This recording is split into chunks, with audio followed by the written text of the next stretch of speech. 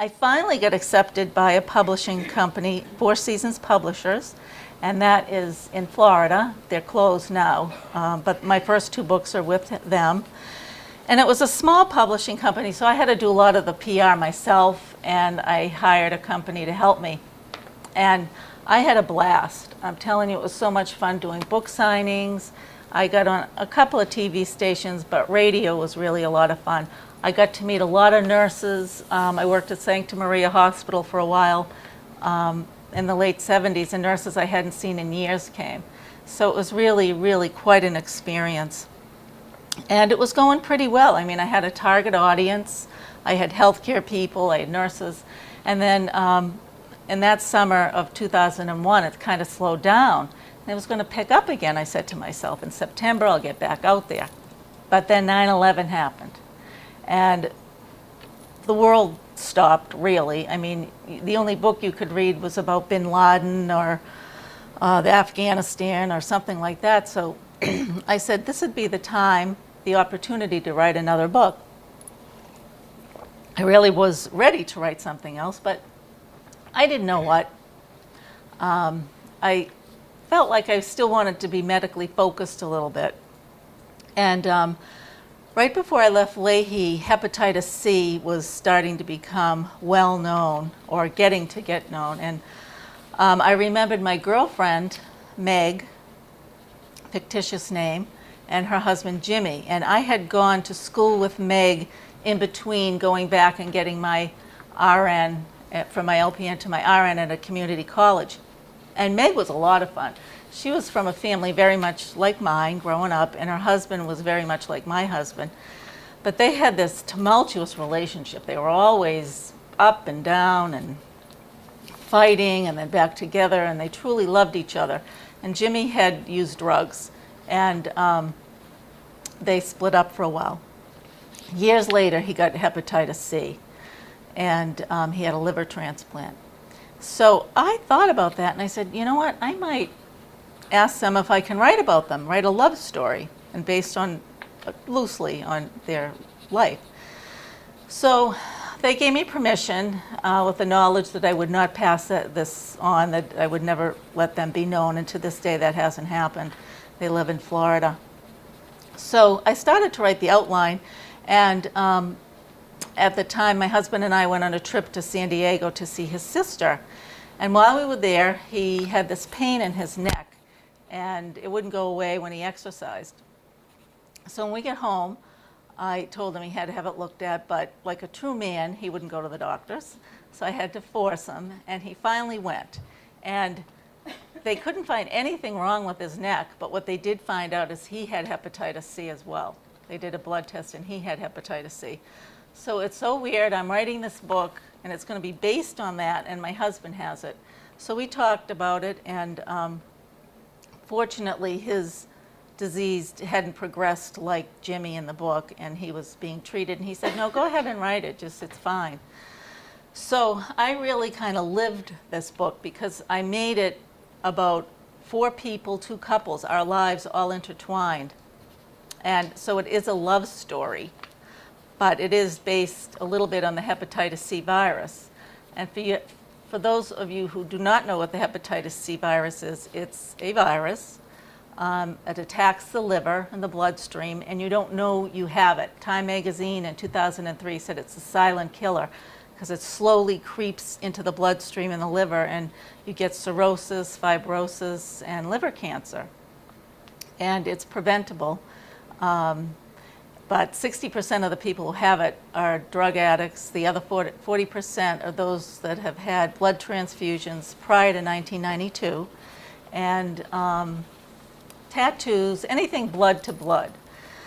So, this took on a new level, a new audience. I had people that had hepatitis C. It was mostly support groups that I related to, and when I was out promoting it.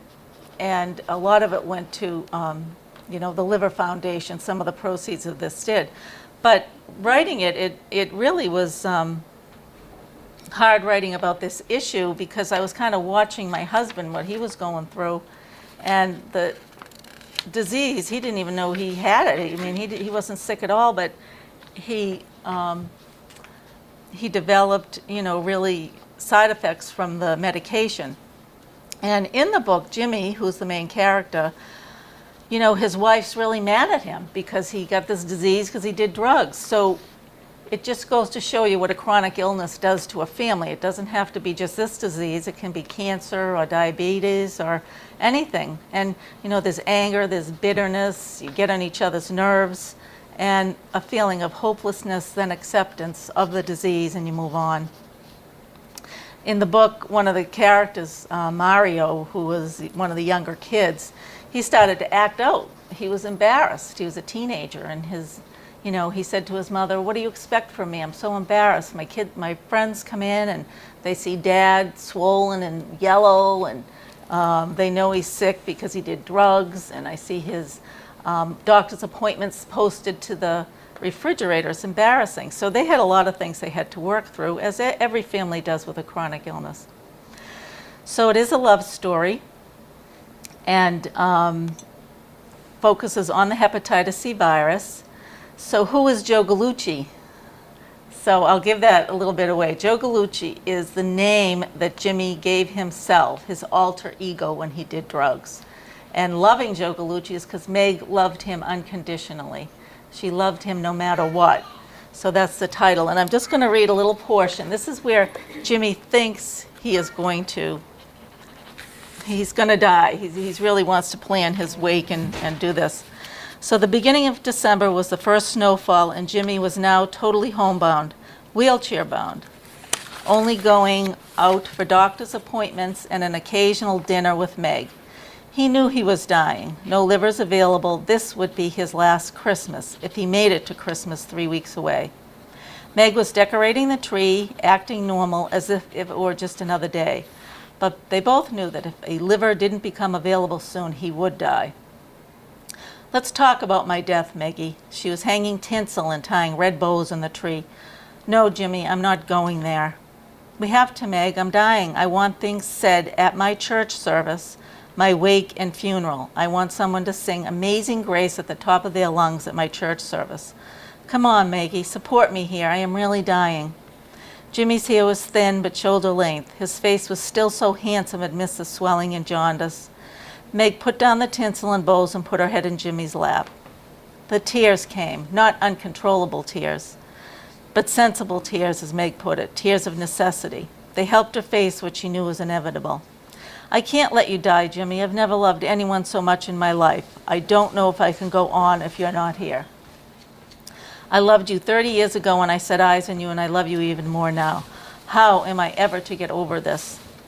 Jimmy put his hand in her hair, stroking her, not responding with words, simply because there was nothing to say. They had both said it all their lives. They had loved and lost a few times, but always came back because of their deep commitment. Meg gathered her composure and said, "When my dad died in the limo, my mother looked at me and said, 'It is better to have loved and lost than never to have loved at all.' So I guess we need to focus on that. God, Jimmy, I even love the other you, the Joe Gallucci you, and I would take Joe Gallucci back again if it meant you living." "No, you wouldn't, Meg. Joe died over 15 years ago. I don't want him back again, and those painful days back again." "Okay," Meg said with sadness but acceptance. "Tell me what you want, and I'll find the courage to do it now and when you do die." Jimmy looked in Meg's eyes and said with strength he didn't know he had, "I need to be cremated, have my ashes sprinkled down the Keys. Take me to Florida, Meg. I always loved it there. That's where I want my life to end." So, anyways, when I was out there and promoting this book, I met, like I said, so many people in support groups all over the United States. I think I contacted at least one in every state, and that was through the help of the Liver Foundation. But I met this one interesting man, and he's a doctor. His name is Dr. Richard Darling. He's in La Jolla, California. I think it's La Jolla. And what happened to him was he was in Vietnam, and he got injured, and he needed a blood transfusion. And he got hepatitis C. He didn't know he had it either until I think it was the early 90s. And he not only had one liver transplant, he had three. The first two failed. So the third one, he wrote a book after he recovered. He wrote a book called Coma Life because he was in a coma after the liver transplant. And he wrote in it, everybody thinks you can't hear when you're in a coma. He said, I could hear everything people were saying to me. So the purpose was just keep your mouth shut or don't say things you don't want to say. But a portion, or actually the whole, anything he makes on this book goes to a foundation he started called the Fair Foundation, fairfoundation.com, and he raises money on a legislative level to have funding for hepatitis C. So he's a really good guy.